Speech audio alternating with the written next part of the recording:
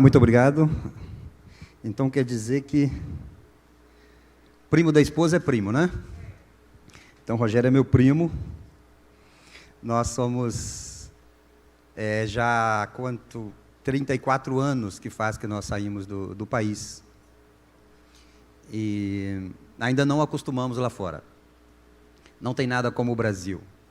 Talvez você possa me ouvir e talvez algum de vocês tenha o sonho de sair do país. Não tem nada como o Brasil. Não existe comida como a brasileira. Não existe esse calor humano como o dos brasileiros. E nós temos tido a oportunidade de viver também em outros países. Hoje nós moramos no Canadá, nós temos 34 anos que estamos fora do Brasil.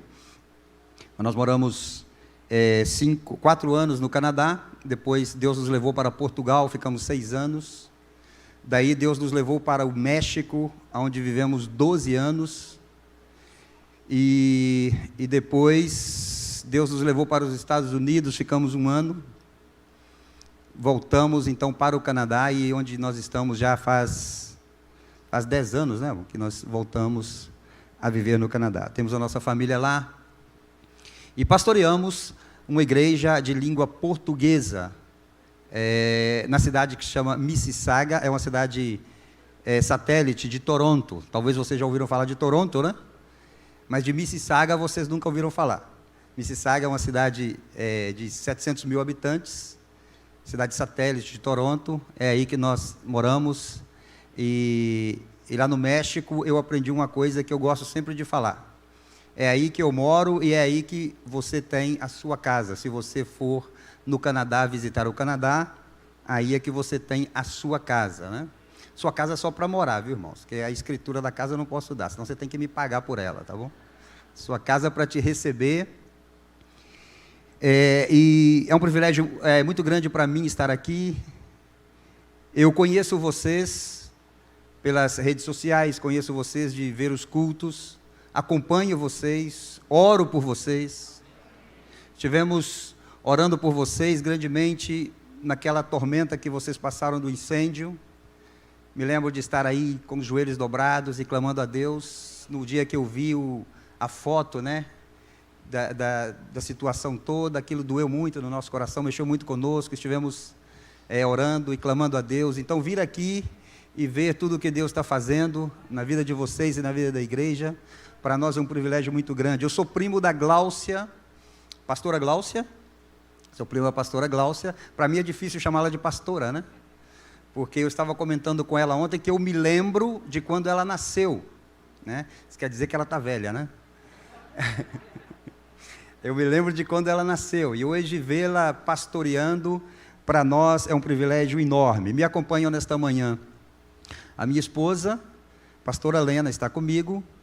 Ela é Deus em primeiro lugar, e ela que é o suporte, né, do nosso ministério e da minha família, né? Me acompanham também meus sobrinhos, o Anderson e o Tairone, que deixaram as coisas deles lá de Patinga para me acompanhar nesta aventura que é este fim de semana no Espírito Santo. E viemos aqui com a esperança de comer muqueca também, viu?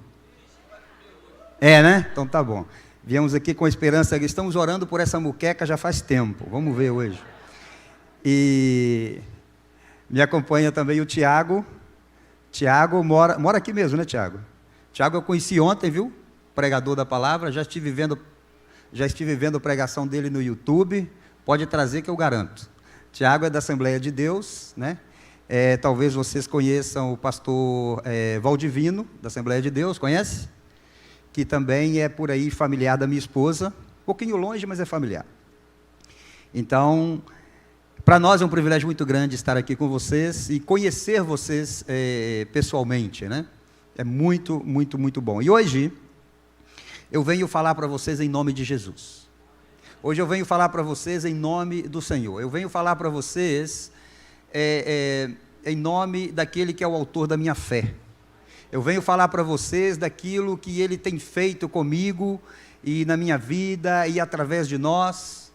Porque quando você e eu nos colocamos na presença de Deus para sermos usados por Ele, entendendo que nós não somos nada sem a intervenção dEle, Ele então pode tomarmos da maneira que nós somos e nos transformar na maneira que Ele quer que nós sejamos.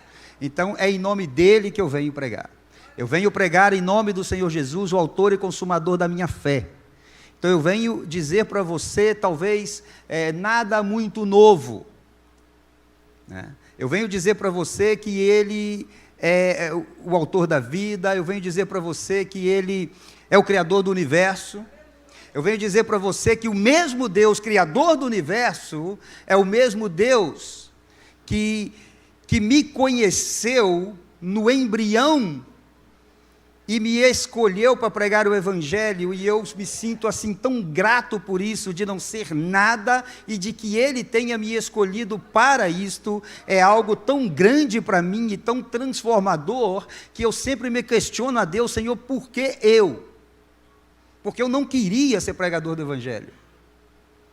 Apesar de ter um respeito muito grande pelos pregadores, pelos pastores, porque eu sou nascido em uma família cristã, mas eu, por um tempo, estive longe dos caminhos do Senhor, e às vezes eu fico surpreso, irmãos, porque o mesmo Deus, Criador do universo, é o mesmo Deus que me tirou das drogas, aonde eu dependia de drogar-me 3 vezes por dia, e esse mesmo Deus que criou o universo, o mesmo Deus que enviou Jesus para me salvar, é o mesmo Deus que me deu uma família, é o mesmo Deus que em algum dia Ele me fez conhecer a minha esposa, é o mesmo Deus que me deu 2 filhos maravilhosos, 3 netos, é o mesmo Deus que me traz aqui hoje para conversar com vocês sobre a palavra dEle. E eu queria levar você a Mateus capítulo 19, e lemos apenas o versículo 26 para nós arrancarmos com a meditação. A melhor coisa que o pastor Rogério falou comigo foi que eu perguntei para ele: quanto tempo, pastor, eu tenho para pregar? Ele falou assim: você está livre para pregar o tempo que você quiser. Aí eu falei assim: a igreja está em problemas.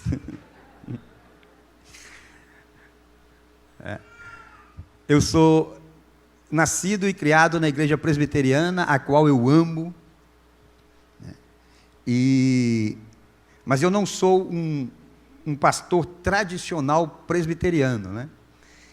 Então, quando o pastor Rogério estava falando que na vigília acontecem coisas, lá também a gente vê tudo isso, viu, pastor?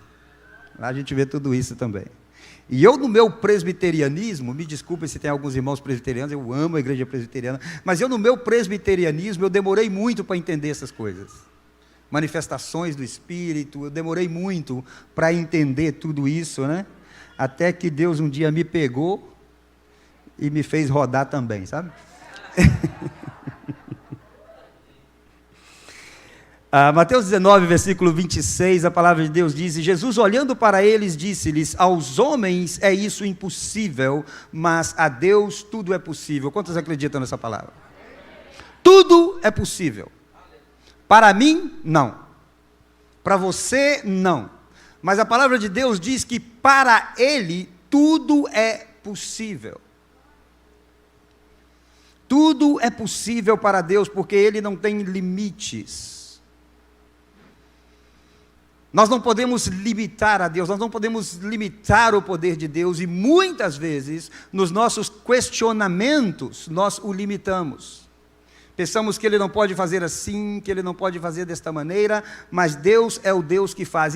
E quando você me diz que você acredita nisto, eu quero levar você a meditar nesta manhã muito mais além, porque nós acreditamos nisto, nós falamos isto, nós cantamos que Deus é o Deus do impossível, a gente declara isso, e a gente prega isso, e a gente fala que o nosso Deus é o Deus do impossível. Mas nesta manhã, eu queria te levar a meditar do ponto de que este Deus, sendo o Deus do impossível, Ele tendo poder para fazer qualquer coisa como se lhe apraz, esse Deus do impossível, muitas vezes, Ele não faz na minha vida o impossível que eu espero que Ele faça. E eu quero levar a você a meditar nesta manhã exatamente nisto: quando o Deus do impossível não faz na minha vida aquilo que eu queria que Ele fizesse, o que é que eu faço? Quando o Deus do impossível, a gente sabe, você talvez se identifique comigo naquilo que eu estou falando, porque muitas vezes você está esperando e você sabe que Ele tem poder para fazer. Basta uma ordem dEle, basta um ato dEle, e aquela porta que você está esperando que se abra, e essa porta vai se abrir, e você vai entrar por ela, e você vai conseguir alcançar o trabalho que você precisa, você vai conseguir passar por essa porta que está fechada, e você sabe que o Deus do impossível, Ele é Deus suficiente para abrir essa porta no momento que você quer, da maneira que você quer, mas Ele não abre essa porta, e você tem que esperar, e você tem que entender os processos de Deus na sua vida, e entender por que Ele não está abrindo essa porta naquele momento. Então, eu quero levar você a meditar nisso. Você canta, você fala, você declara que Deus é o Deus do impossível, e você precisa que o impossível aconteça para você naquele momento, mas o impossível não acontece, e você fica sem entender por que o Deus do impossível não está fazendo naquele momento aquilo que você espera que Ele faça. O Deus do impossível é o Deus que abriu o mar vermelho para o seu povo passar. O Deus do impossível é aquele que deu água no deserto para o seu povo, quando o seu povo precisava. O Deus do impossível é o Deus que te salvou e que te tirou da sua vida, talvez de uma vida passada que você nem goste de lembrar-se dela, mas esse Deus do impossível, Ele não atua exatamente na hora que você quer, da maneira que você quer, no momento que você quer, e talvez que na sua percepção, da maneira inclusive que você precisa que as coisas aconteçam, e Ele não faz. Quantos de nós, às vezes, não choramos esperando uma resposta de Deus e ela não vem? Alguém se identifica com o que eu estou falando? Ou só eu que passo isto? Alguém se identifica com o que eu estou falando? Quantos de nós, em momentos que nós precisamos e choramos e clamamos por Deus, e Deus não vem naquele momento, e nós realmente não entendemos o que Ele está fazendo? A notícia que eu tenho para você é que você não é o único que passa por isso, eu não sou o único que passo por isto. Ontem, na nossa reunião de família, a minha prima, que também é pastora, Cláudia, eles conhecem a Cláudia? Pastora Cláudia, vocês conhecem? E a Cláudia estava falando exatamente isto.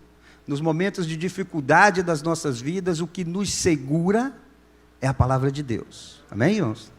Nos momentos difíceis que eu estou lá do outro lado do oceano com a minha família, nos momentos difíceis aonde eu vivia no México, e a pessoa que eu menos esperava que me traísse, me traiu e me roubou tudo que eu tinha, no momento mais difícil, aonde que eu não tinha dinheiro nem sequer para ir à igreja, eu e a minha família tínhamos que ir à igreja andando, porque a gente não tinha dinheiro nem para pagar o boleto do ônibus, como fala? A passagem do ônibus. No momento mais difícil, que eu tinha que caminhar com os meus filhos, de mão dada com a minha esposa, e ir a pé para a igreja, mas a gente foi para a igreja.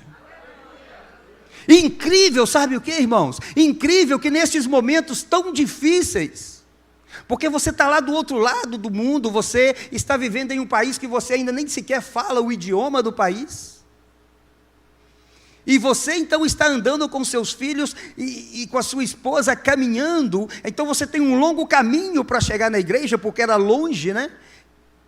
Eu entendi que eu tinha tempo com a minha família, e um tempo que eu não tinha oportunidade de ter antes. Então foi o momento que eu mais conversava com meu filho, o momento que eu mais ensinava para o meu filho, foi o momento que o meu filho mais me fazia perguntas daquela tormenta que nós estávamos vivendo, e eu ainda que sem respostas, com a minha fala meio que falhando para tentar explicar a ele por que o Deus do impossível permite que nós passemos por tudo isso que estamos passando. Muitas vezes nós sentimos assim: puxa, mas eu sou pregador da palavra de Deus, eu sou pastor, eu sou crente há anos, eu não tinha que estar passando por isso, eu sirvo na igreja, eu tenho um ministério, eu não precisava de estar passando por tudo isso. São perguntas, são respostas que não encaixam com aquilo que Deus está fazendo e com aquilo que Deus quer fazer na nossa vida. Moisés passou por isto. Moisés passou por isto.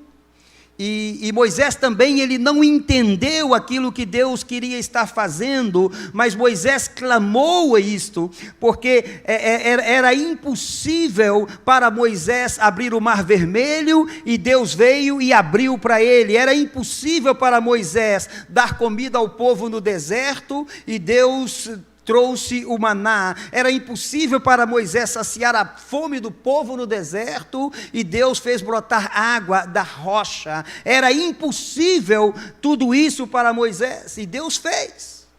Agora, no momento mais importante da vida daquele homem, que na minha perspectiva, ele teve, depois de Jesus Cristo, a missão mais difícil de todos os personagens da Bíblia. Para mim, a história de Moisés como pastor é a história que mais me comove, é o pastor que eu mais aprendo com ele. Eu tenho uma paixão grande muito pela vida de Moisés, e gosto muito de estudar a vida de Moisés exatamente por isto.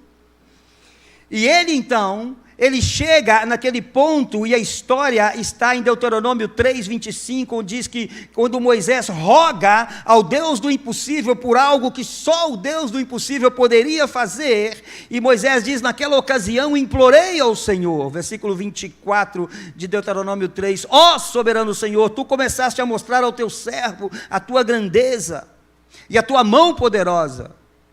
Que Deus existe no céu ou na terra possa realizar as tuas obras e os teus feitos poderosos.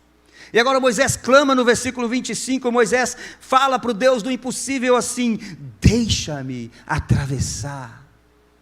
Eu te suplico. Quantos entendem a profundidade desta palavra súplica? Súplica. Não é uma oração corrente, súplica ao Senhor, sabe? E aqui está dizendo que Moisés fez, ele disse: eu te suplico,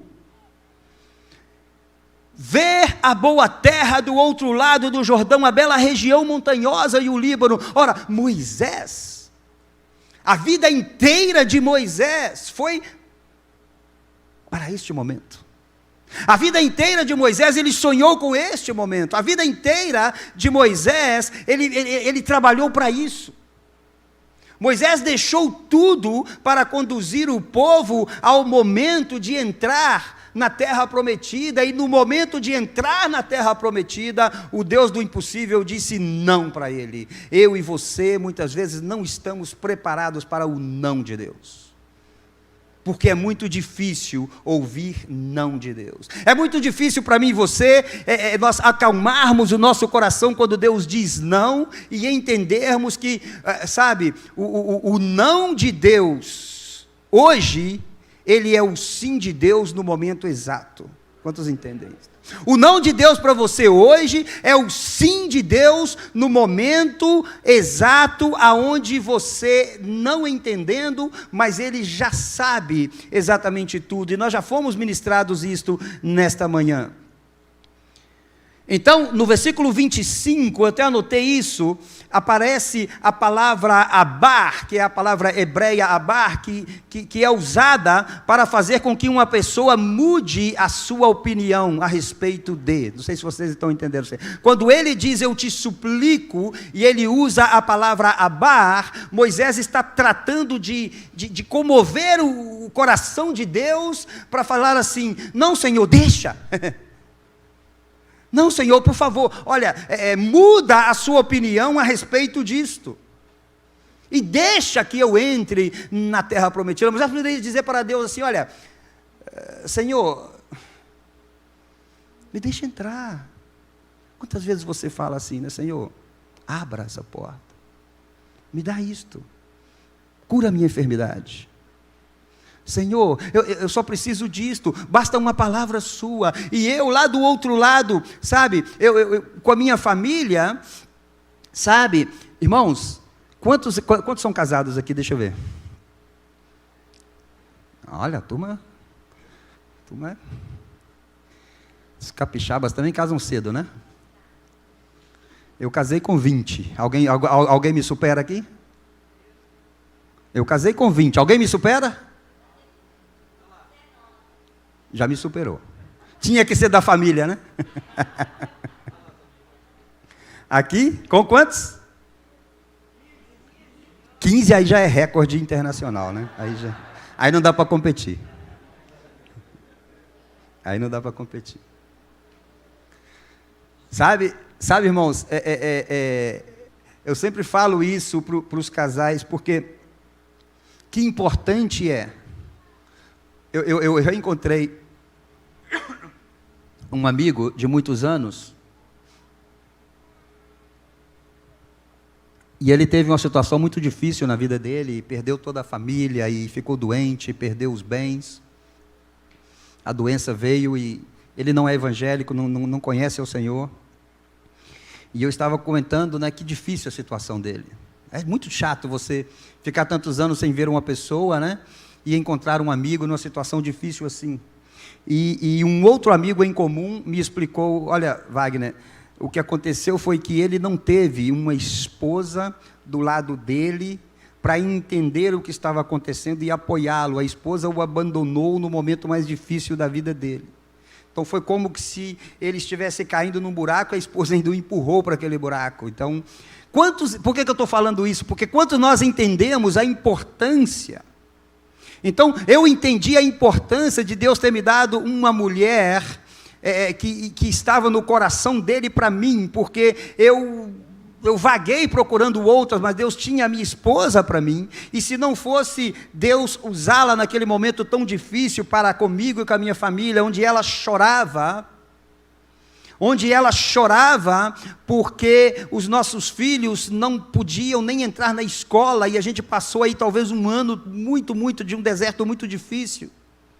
Mas sabe, irmãos, nesse tempo tão difícil, onde você está num país que você não fala praticamente o idioma do país, e que você não tem perspectiva nenhuma, eu não sabia mais o que fazer, e Deus abriu uma porta, e eu fui motorista de táxi na cidade do México, sem conhecer a cidade do México. Naquele tempo não tinha GPS não, tá? Tinha essa moleza que a gente tem hoje não.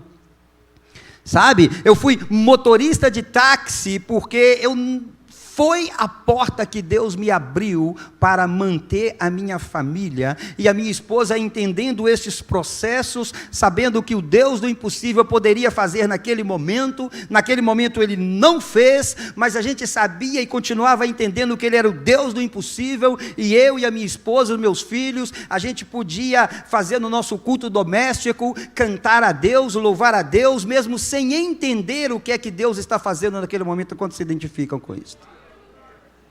Não é fácil. Não é fácil. Assim que não foi fácil para Moisés. E Moisés, ele sabia disso, mas Moisés, olha, ele não foi o único. Moisés não foi o único que passou por isto. Moisés, ele foi um dos que na Bíblia enfrentaram essa situação. Mas Paulo também enfrentou esta situação, quando Deus disse não para Paulo.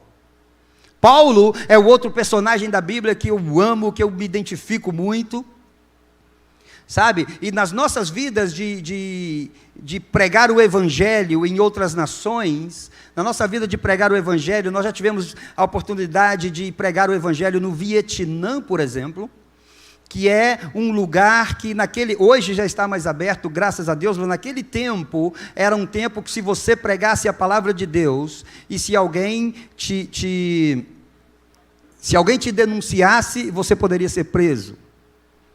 Mas, então, eu pregando a palavra de Deus, alguém me disse, você não pode fazer isso aqui é um país comunista. Falei, meu amigo, eu vou pregar, e se te for preso, a gente vai ser preso, porque eu não vou deixar uma oportunidade de pregar. E Deus me levou, irmãos, na casa de uma irmã, perdão, não era irmã nesse tempo, né? Na casa de uma senhora, que ela tinha perdido o marido dela na guerra do Vietnã. Os jovens não sabem disto, né? Mas é a maior guerra da história. Então, aquela mulher tinha perdido, e aquela mulher era budista. Eu trabalhava com futebol nessa época, a equipe de futebol nos deu um intérprete, e eu conversando com aquele rapaz, eu falei com ele, olha, eu gostaria de conhecer a sua mãe, porque ele falou comigo, a minha mãe é a minha herói, a minha mãe é a pessoa mais importante, é a minha heroína, porque ela é a pessoa mais importante. Eu falei, eu queria conhecer a sua mãe. Então eles me levaram na casa deles. Quando eu cheguei ali, eu tenho meus joelhos todos operados, sabe? Então quando eu cheguei ali, a comida deles, não sei se vocês sabem, é uma mesinha assim baixinha, pastor Rogério. Então você tem que sentar ou ajoelhar para comer. Aí eu já comecei a pensar, o joelhão vai começar a doer agora, né? Aí eu sentei ali e eu comi com eles. E eu comecei a conversar, eu conversava com ele, né? Falava assim em inglês com o rapaz, e o rapaz fazia interpretação para a mãe dele, que falava em vietnamita. E eu pedi ela para contar a história, aí falei com ela, por que a senhora é budista? Ela falou assim, ninguém nunca me perguntou isto. Eu sou budista porque os meus avós eram budistas, os meus pais eram budistas. Eu falei, por que a senhora tem aqui? Porque ela tinha um altar com um Buda, sabe o gordinho? Aquele gordinho lá, que morreu de diarreia, vocês sabiam disso? Não sabiam? É o Deus que morreu de diarreia. Que Deus é este? Né? E eu conversando com aquela mulher, ela me falou isso, não sei por que eu sou budista, eu sou porque a minha família sempre foi o que me ensinaram. Quantas e quantas pessoas estão vivendo assim, sem conhecer a Cristo, porque os ensinaram outra coisa. E aquela mulher então contou isso para mim, e eu comecei a falar de Jesus para aquela mulher, e ela falou assim, ninguém nunca me falou assim de Jesus. E aí, eu então fico pensando na responsabilidade da igreja, em pregar o evangelho. Ninguém nunca me falou de Jesus assim, Jesus como meu amigo? Não, nós estamos acostumados a uma religião. Então, eu pude falar de Cristo com aquela mulher. Aquela mulher, ela tinha problemas para perdoar toda a nação dos Estados Unidos, que foram o que causaram a guerra do Vietnã. Sabe, aquela mulher depois me disse, eu fiquei sabendo, que aquela mulher, vendo o presidente dos Estados Unidos, na época o Bill Clinton, vendo ele pedir perdão aos vietnamitas, aquela mulher disse que liberou perdão para os americanos. Você pode entender a magnitude disso? Sabe, irmãos, nós lá do outro lado, sem entender os processos de Deus, Paulo sem entender os processos de Deus, e eu não tenho tempo para ir com você, mas a palavra de Deus diz que Paulo ele passou por situações difíceis. Em 2 Coríntios 12, 9, encontramos o apóstolo clamando por algo que somente o Deus do impossível poderia fazer, e Deus não fez. Versículo 7, para impedir que eu me exaltasse por causa da grandeza dessas revelações, foi-me dado um espinho na carne, o mensageiro de Satanás para me atormentar. 3 vezes roguei ao Senhor que o tirasse de mim. A palavra rogar no original aqui é a palavra parakaleu, que quer dizer invocar desejando conforto. Paulo estava buscando ter um conforto na alma dele para entender aquilo que Deus estava fazendo. E no versículo 9, a palavra de Deus disse assim, mas ele me disse, minha graça é suficiente a você.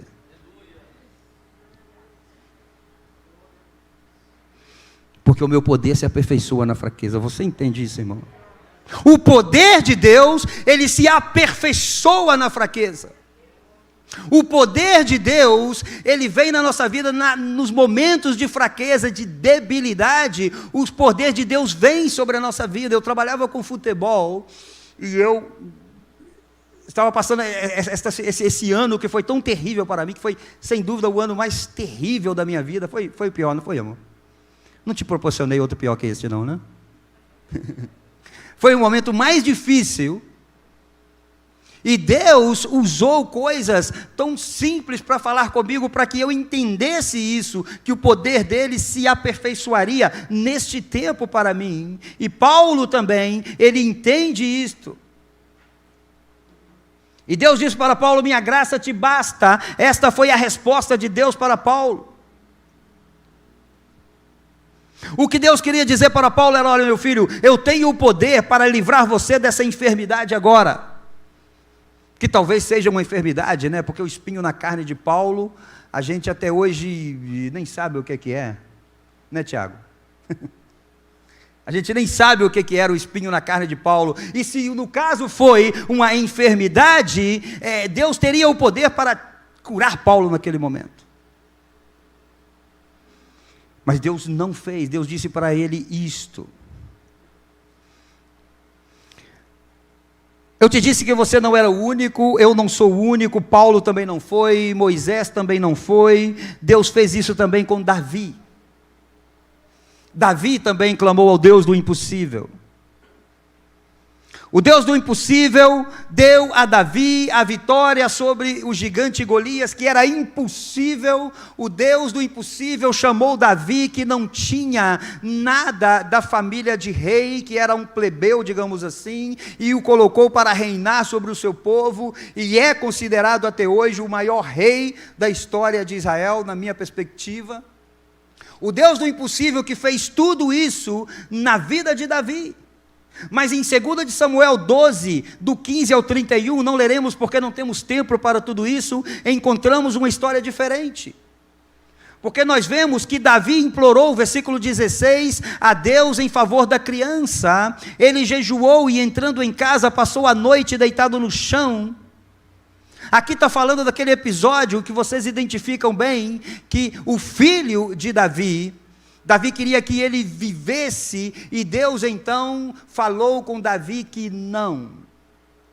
E Deus disse a Davi que não.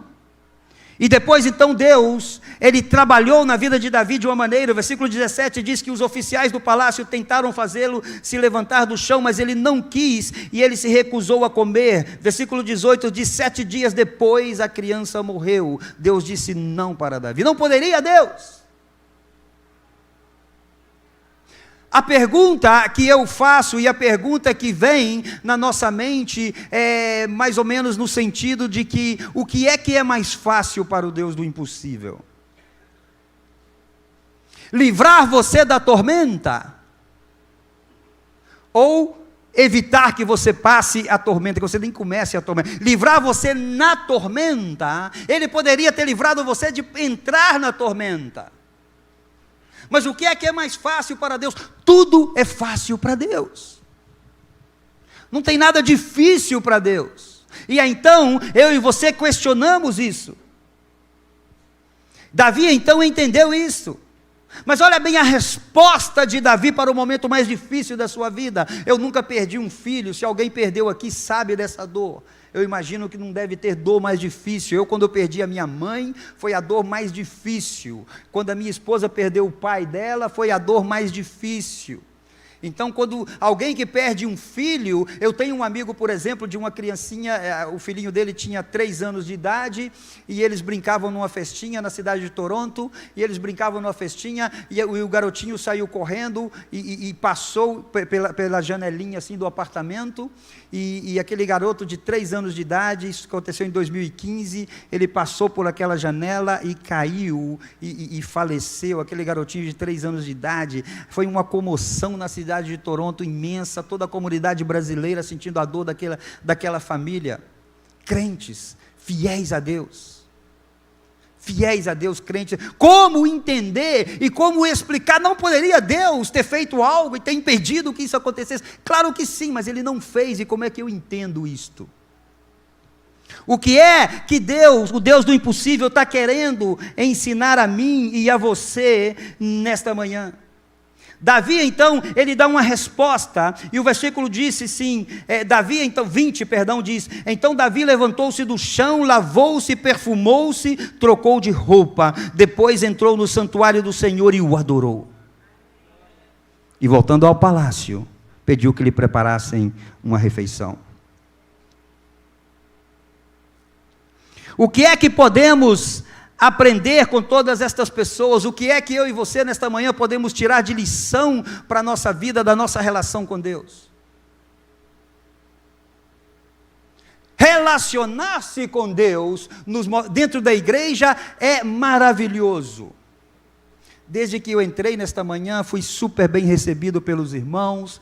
Entramos aqui, começamos a adorar a Deus, uma presença de Deus maravilhosa, uma presença de Deus. Isto é bom demais. Mas relacionamento com o Senhor Jesus, relacionamento com Deus, ele não é só na igreja, entende isso? Que fácil é para nós levantarmos a mão e adorarmos a Deus. Mas relacionamento com o Senhor é o que nós aprendemos no nosso dia a dia. Por isso, pastor Rogério, que eu mando mensagens diárias para as pessoas, sabe? Eu não sei muito bem se elas leem, mas eu mando mensagens diárias para que as pessoas comecem o seu dia com uma mensagem diária, tendo relação com Deus. E Davi entendia isto, e Paulo entendeu isto, e Moisés entendeu isto, eu tenho entendido isso. Mas como é que nós temos entendido isto? O que é que exige mais fé? Como é que nós entendemos isto? Orar a Deus para que Ele te livre da adversidade, ou crer em Deus ainda que Ele não te livre dela? O que é que exige mais fé? Orar para que Ele faça o natural por você, ou crer que ainda que Ele não faça, Ele vai fazer você ver o sobrenatural? O que é que exige mais fé? Atravessar a adversidade crendo que Ele tem poder para fazer e Ele fará, ou crer que ainda que Ele não fizer, Ele continua sendo Deus e eu continuo sendo seu filho? O que é que podemos aprender então com esses homens? É as respostas deles diante da adversidade. Números 27, você vai ver a resposta de Moisés, versículo 22, Moisés fez como o Senhor lhe ordenou. Eu sempre chamo da caminhada mais difícil da vida de Moisés. Quando Deus disse não para Moisés, Moisés então caminhou para a morte. Deus faz Moisés ir e entrar e ver a terra. Moisés, veja a terra, a qual que você sonhou por ela a sua vida toda, a qual que você viveu por ela a vida toda, a qual que você deixou tudo para me servir. Essa é a terra que eu fiz tudo para que você entrasse nela, mas você não vai entrar.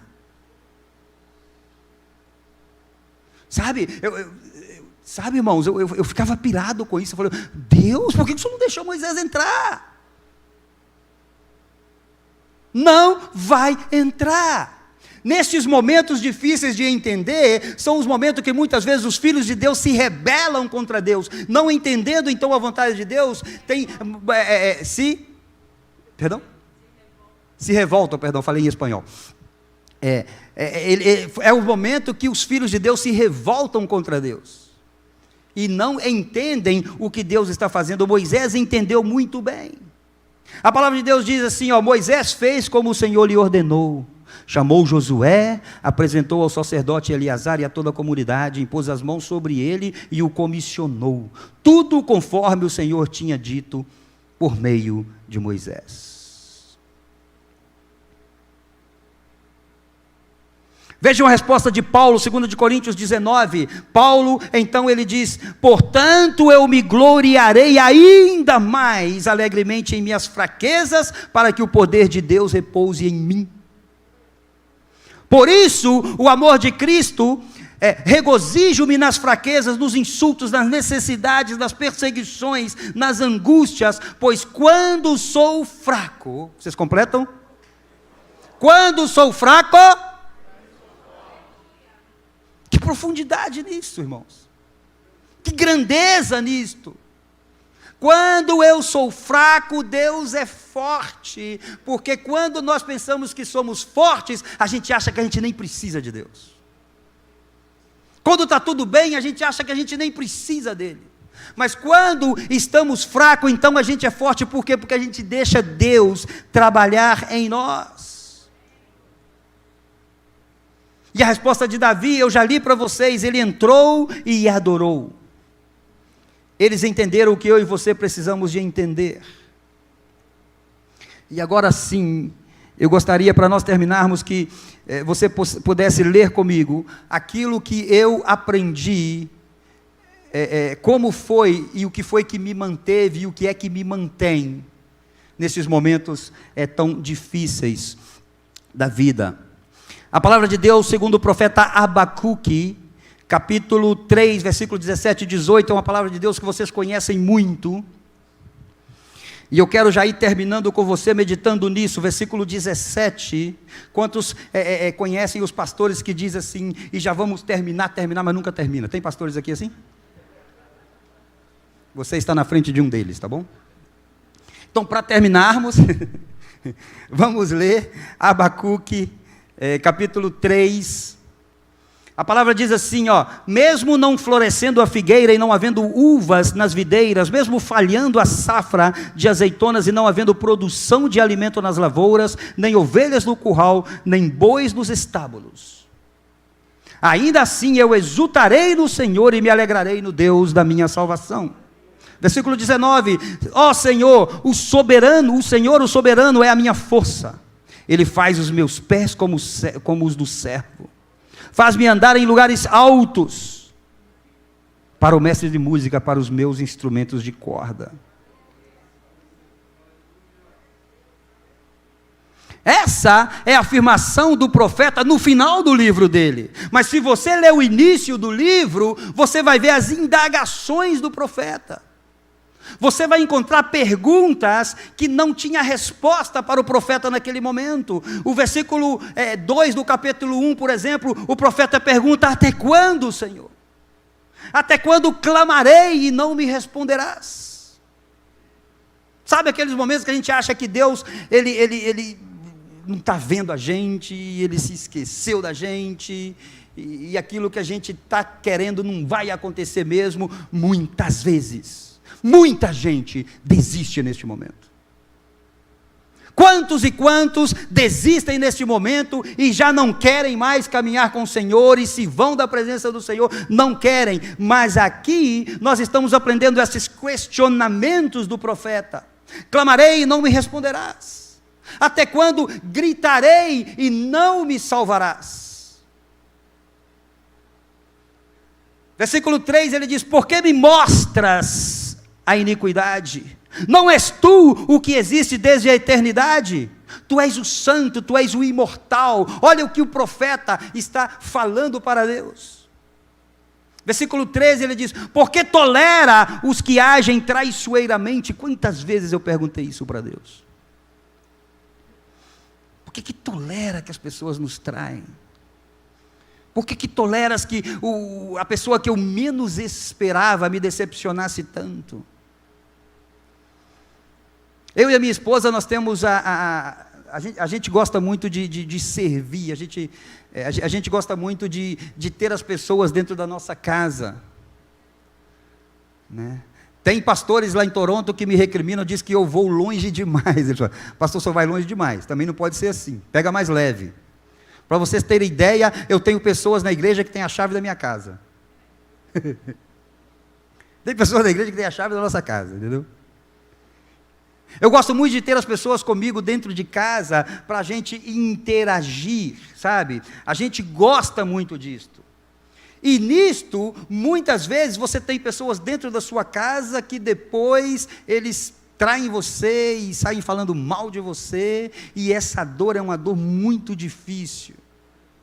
O profeta estava falando isso: até quando toleras aqueles que agem traiçoeiramente? Eram indagações de um homem, tanto assim como eu e você. O profeta é como eu e você. Por que, Deus? Até quando, Deus? Por que não me socorre agora? Para onde eu vou? Aonde o Senhor está? Coisas assim. Agora eu quero que você venha comigo no capítulo 2 e o versículo 20. Estamos em Abacuque.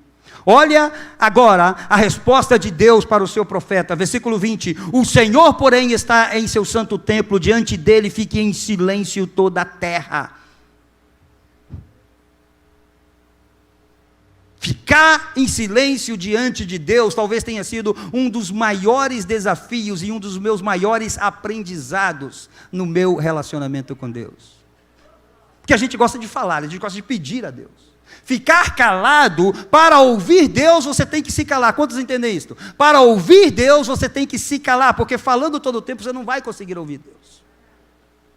Então, cale-se diante de Deus toda a terra.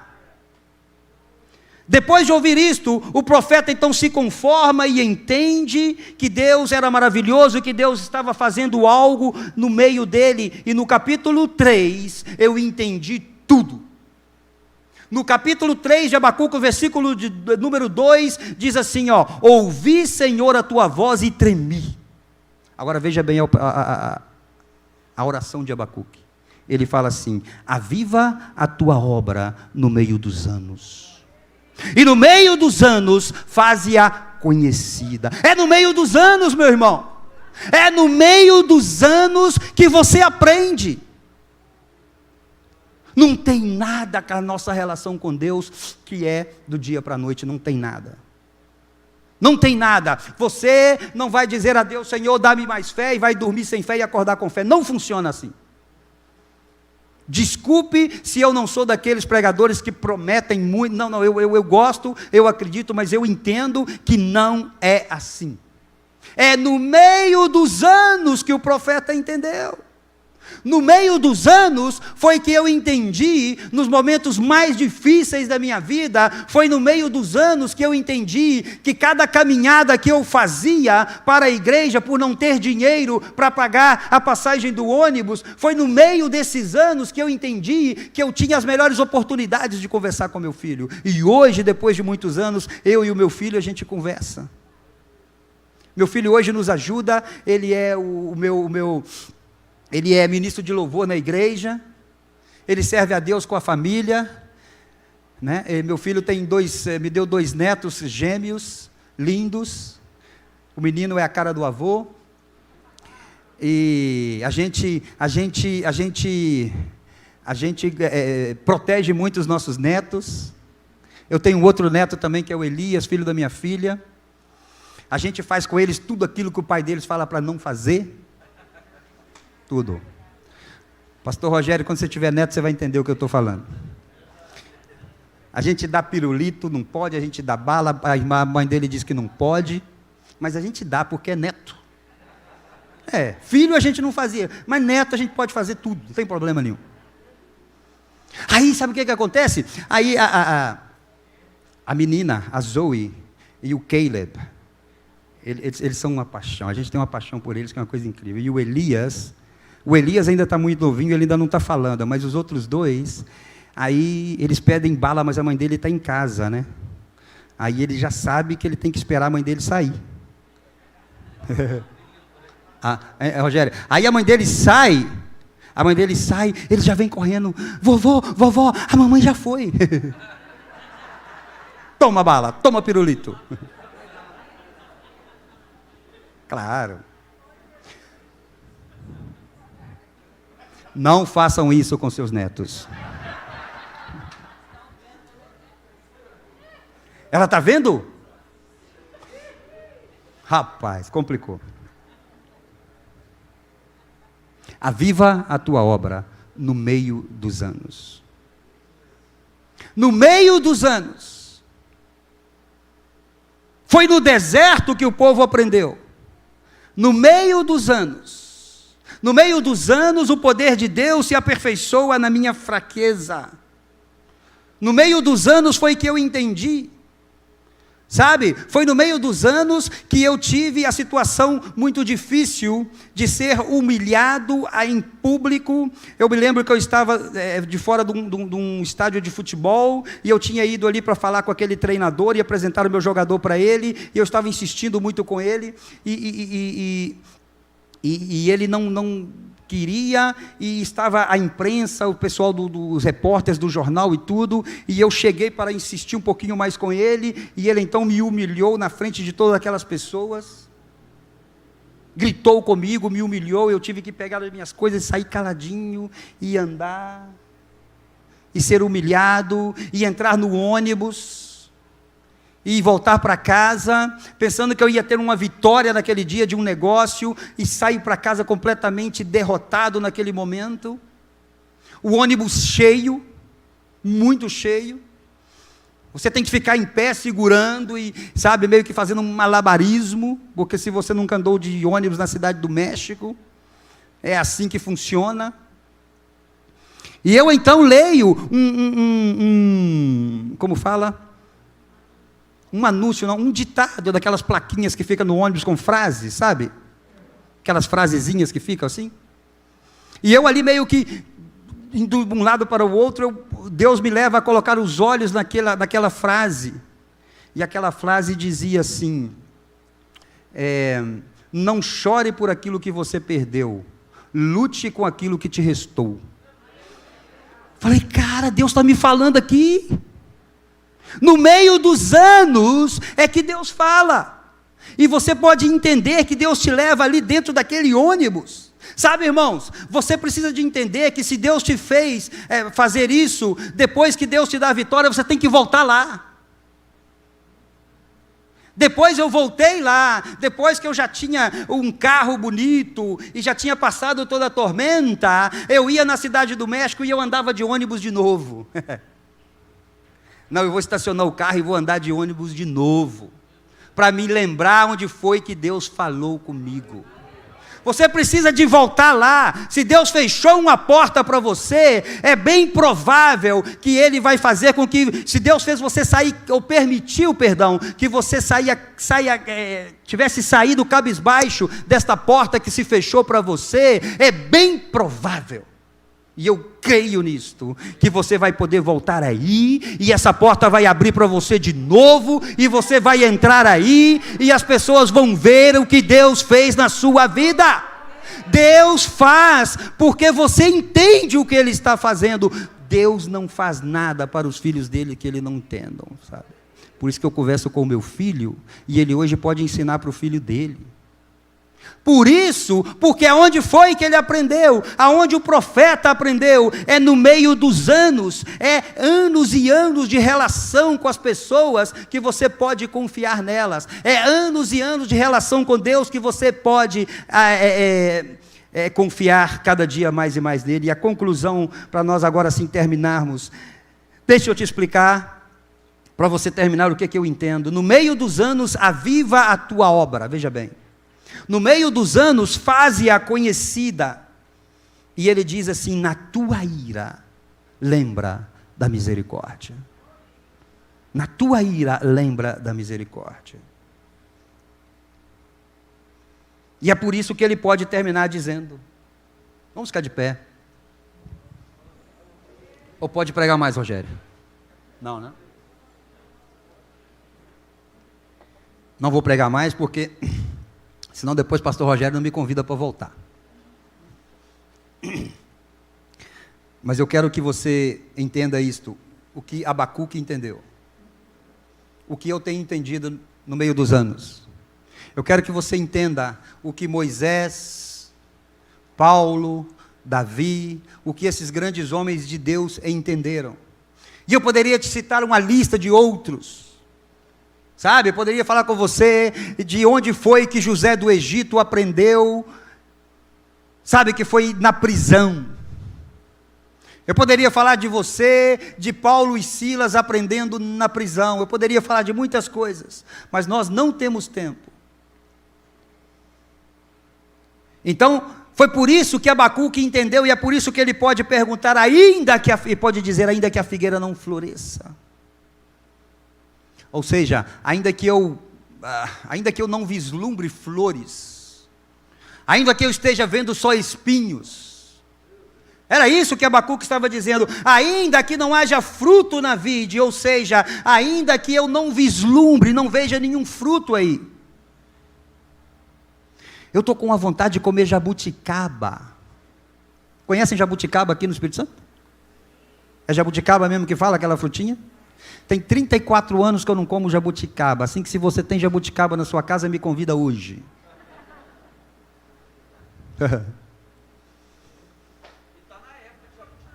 Não me dá essa boa notícia não, pastor? Irmãos, encontrem jabuticaba para mim, por favor.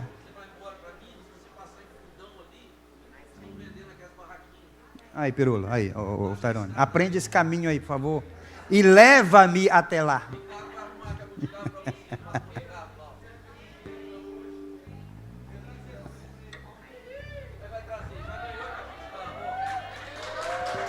Não estou falando que o meu poder se aperfeiçoa na minha fraqueza. Está vendo? Eu não sei nem por que eu estou falando com vocês de jabuticaba, porque eu vi aqui o fruto, sabe? Aí está falando aqui do fruto.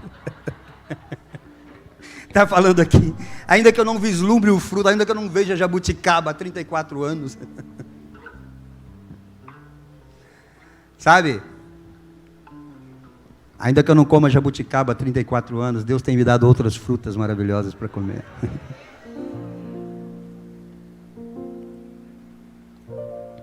E o profeta continua: ainda que não haja mantimento, ou seja, ainda que você não coma. Isso aqui é muito forte. Sabe por que eu entendo isso, irmãos? Porque teve dias de manhã que eu e a minha esposa acordamos lá do outro lado do mundo, naquele país que a gente não falava o idioma, naquele ano tão difícil que a gente passou. E eu e ela sabíamos que a gente tinha que produzir naquele dia para dar de comer para os nossos filhos naquele dia. Não tinha. Eu vou sair e Deus vai me abençoar e eu vou trazer para casa a porção daquele dia. Sabe? Ainda que não haja gado no curral, ou seja, ainda que eu não tenha sustento para o amanhã, diz a palavra de Deus, e se a igreja entende isso, pode dizer comigo: todavia eu me alegrarei no Senhor e exultarei no Deus da minha salvação. Todavia, podem dizer comigo? Todavia, eu me alegrarei no Senhor e exultarei no Deus da minha salvação. Deixa eu terminar com você dizendo que a palavra original.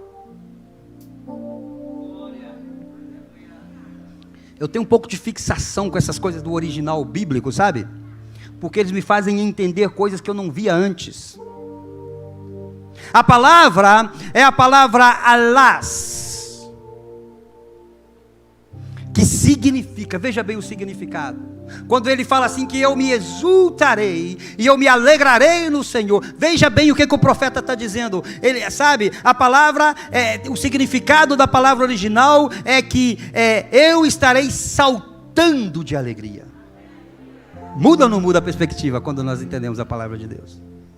Quando não haja nada, Senhor, quando eu não tenha nada, quando o Senhor estiver trabalhando na minha vida, quando eu sabendo que o Senhor é o Deus do impossível, e o Senhor tem poder para fazer o impossível na minha vida, e o Senhor não fizer, quando eu estiver esperando o sim, que só o Senhor pode dar para mim, aonde as portas daquilo que é natural abrirão, e eu entrarei para viver o sobrenatural, quando o Senhor me disser: não, Senhor, eu preciso saltar de alegria.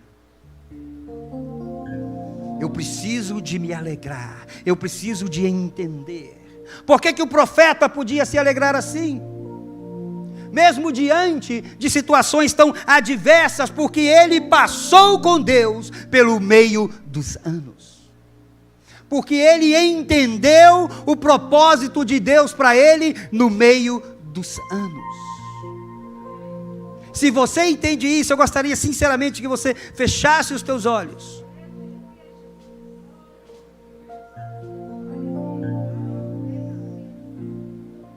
Moisés entendeu, sabe, Senhor, o Senhor talvez não me deixe entrar na terra e não me diga sim agora. E Moisés então entendeu que Deus o impedia de entrar na Canaã terrenal, porque Deus fez ele caminhar para a Canaã celestial. A caminhada de Moisés acima do monte Pisga para olhar a terra foi triste. Ele subiu como fracassado. Mas Moisés, agora entendendo o que se entende com Deus com relação no meio dos anos, Moisés agora caminha para a terra prometida. E Moisés caminha para a morte. Quantos entendem?